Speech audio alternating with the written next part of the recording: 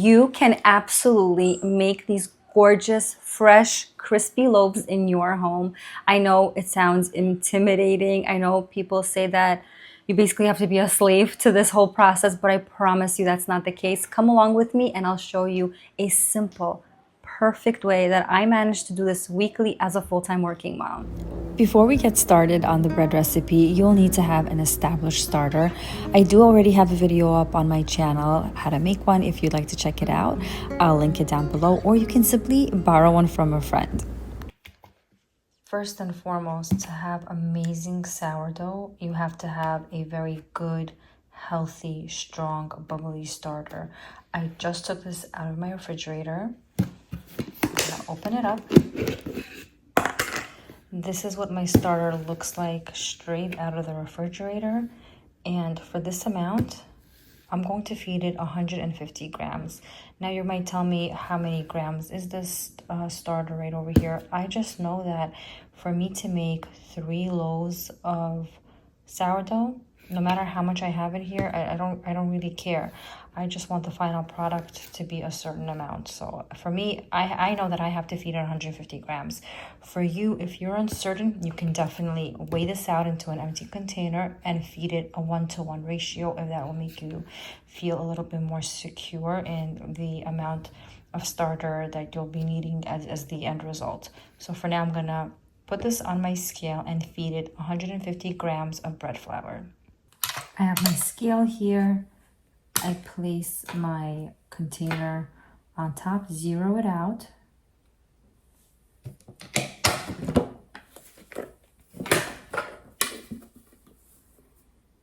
And added 150 grams of bread flour.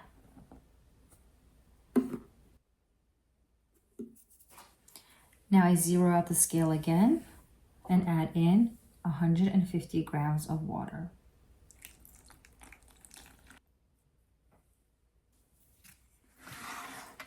I mix everything very thoroughly from the bottom to the top.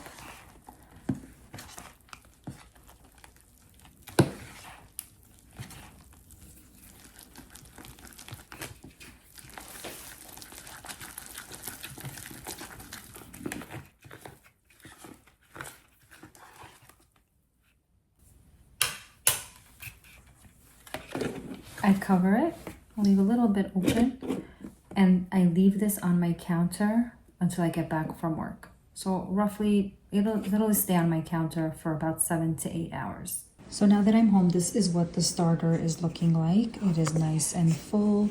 It's bubbly. It looks great and amazing. Look at all those bubbles. Now all you're going to need to make this bread is your bowl, your scale, bread flour. This is the one that I use. You'll need some salt and some water. You put your bowl on the scale, zero out your scale, and for 1 loaf of sourdough, you're going to need to use 375 grams of water. This is regular filtered water.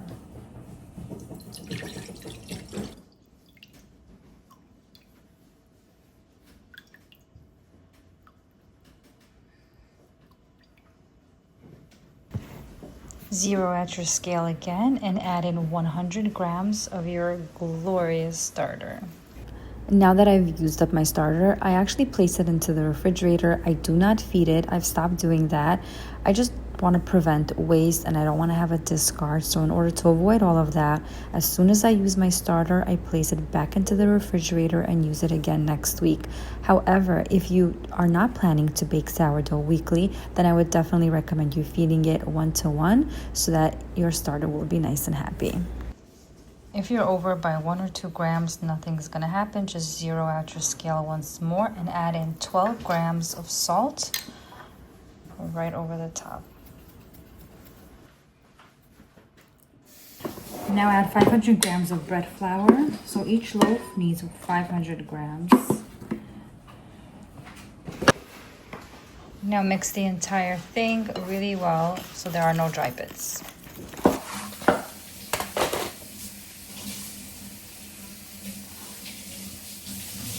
The dough will look like a little shaggy mess, but as long as there are no dry bits, You leave it for 30 minutes or so to the side, and then do the first stretch and fold.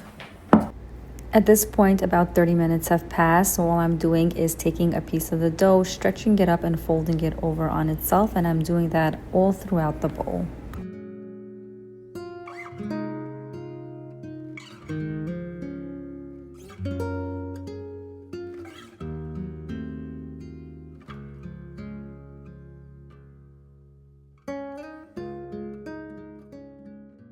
In all honesty, it's been 1 hour since I've touched this. That's what I mean, that this is not as rigid as people think it is. It is much more flexible than what people think it is. You shouldn't let sourdough dictate your life.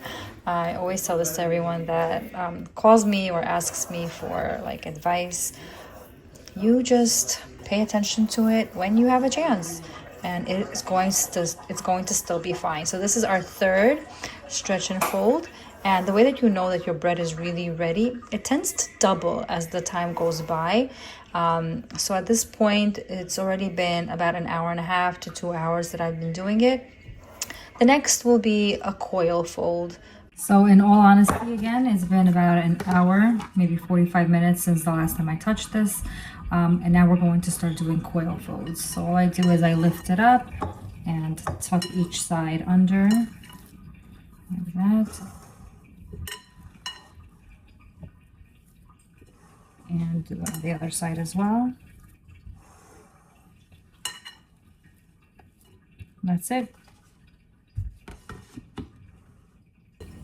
It's been about 30 minutes. I'm going to do my last coil fold and place this into the refrigerator. So I started this whole entire process with me making the actual dough after work at around 4:30. It is 9:35 now. So this dough has basically been worked on for 5 hours. 5 to 6 hours is okay. When it comes to the summer months, you want to make sure that you're not keeping your dough out for too long, because it can get overproofed and very, very sticky. So for now, placing this into the refrigerator, and I'm going to deal with this tomorrow right after work. So that'll be basically 24 hours after I first made my dough.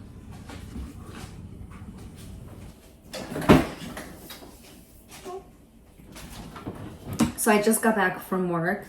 It is basically 24 hours since I actually made this dough. So let's have a look and see what it looks like. As you can see, it is visibly puffy and looks great. I'm going to flip it over onto my counter and start shaping it.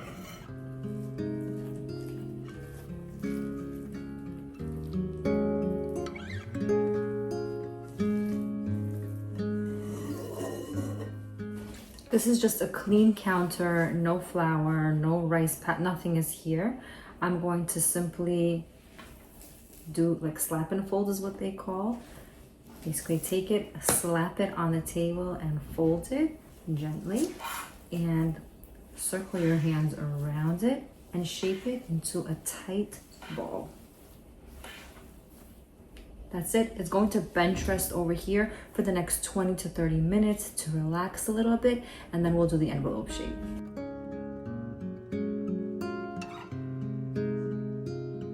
So it's been about half an hour that we're bench resting the sourdough. All I'm doing is flipping it over, stretching it out, and folding the top portion into the middle and the bottom portion over the top, trying to make it as taut as I can. Now you have a log, and all I'm doing is rolling it onto itself and pushing it forward.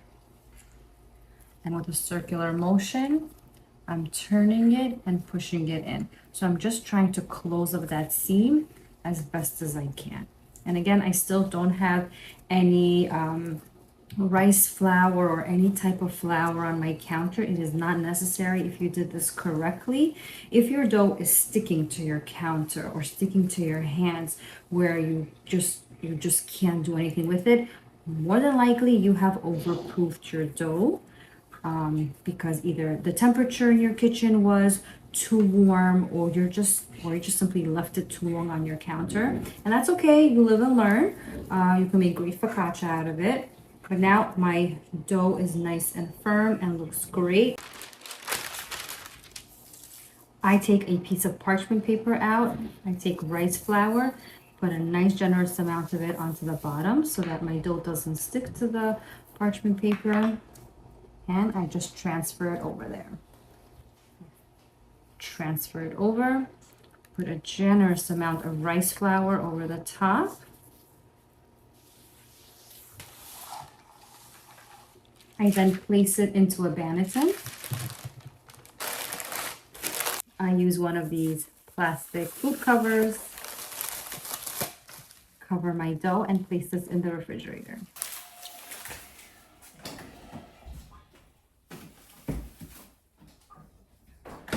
So my sourdough is going to stay in the refrigerator for 24 hours when I get back from work tomorrow. So today is Thursday. I start the entire process on Wednesday right after work. So I've conformed my schedule of making my bread according to my work schedule. You can definitely conform it to your work schedule. It is not as rigid as people think. So today it is Thursday at around 4 o'clock. I just made my little sourdough balls, popped it in the fridge, and I'll check back with you tomorrow, Friday, at around the same time. It's about 3 o'clock now, 3:30. I just walked in through the door and I'm heating up my Dutch ovens at 500 degrees. So as you see, my Dutch oven is preheating, and as soon as the temperature is going to read 500, I'm going to place my sourdough inside. I am not going to preheat it for 20 minutes because I find that if I do that, the bottoms of my sourdough get burnt. So as soon as that turns 500, we're going to be placing it inside. And then, so I see that my oven has reached 450 degrees. That means 500 is fast approaching. So I'm going to prep my sourdough. And you can definitely see how much it has puffed up. Looks nice and fluffy. You take it out, open it up, put a generous amount of rice flour on it. This isn't necessary, it's just to help with scoring, to help your design really show up. And you just heard that beep, that means our oven has come to temperature. So we can definitely design this any way we like. We can make it as intricate as we want. Apple ready? Oh, the apple's ready. Yeah, you could take it.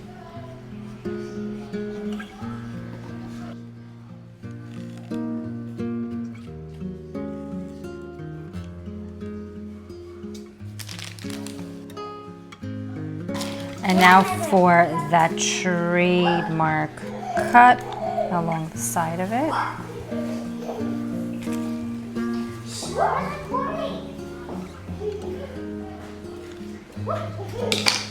That's it. Now it's ready for the oven. We take the hot Dutch oven out,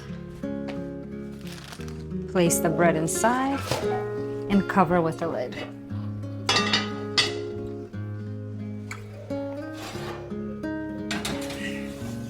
Place it in. Now I set my timer for 25 minutes. So the initial baking is 25 minutes with the lid covered. After 25 minutes, we're going to decrease the temperature to 450 and bake it anywhere between 23 to 25 minutes, depending on how hot your oven is. So the timer just went off. I'm turning it off straight away, turning it on to 450, and let's open it up.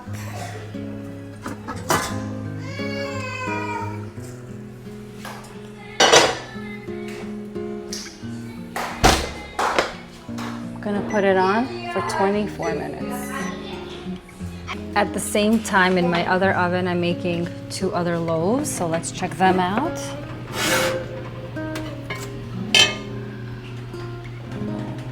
Nice.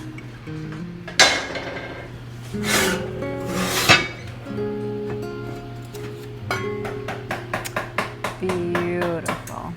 This oven runs a bit hotter, so I only use it to go up to 450, and now I'm gonna do it for 23.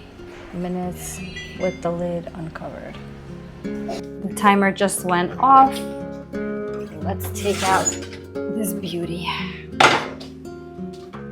This is a 7-quart pot. And this is the gorgeous beauty. The other sourdoughs are ready. Let's take them out.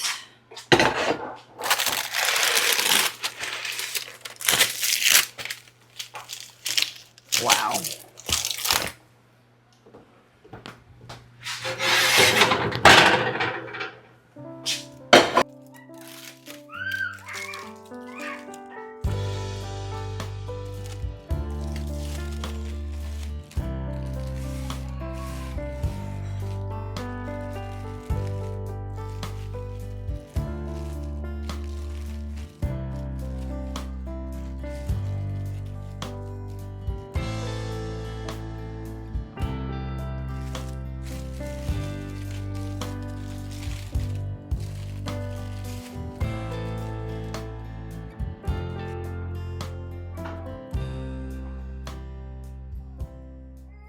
Now for the ultimate test, let's see how it slices up. Let's see that gorgeous crumb, that crunchy top.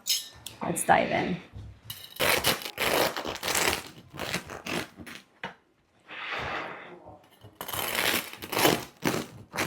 I know you're supposed to wait until it cools off, but time is of the essence.